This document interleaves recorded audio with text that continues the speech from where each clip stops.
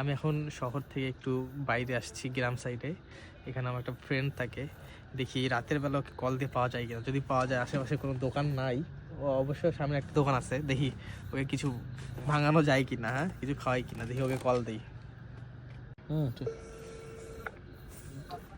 রাখি বল, কই তুই? পোড়াহাটে কেন? মেয়ে দেখতে? ওহো, আমি তো তোর মসজিদের সামনে আসছিলাম রে। 10 মিনিট শিওর? ঠিক আছে, 10 মিনিট বললো। কি করবি? টুকটাক কিছু খাবি? কি খাবি কো? চল তাহলে, তারপর কোথায়? দেখি কি খাওয়া যায়। এখানে চল, গেলে পড়ে ডিম নে তাহলে, দিন না যাক, তাহলে ডিম খাইতে পারলাম আমরা। Mission complete.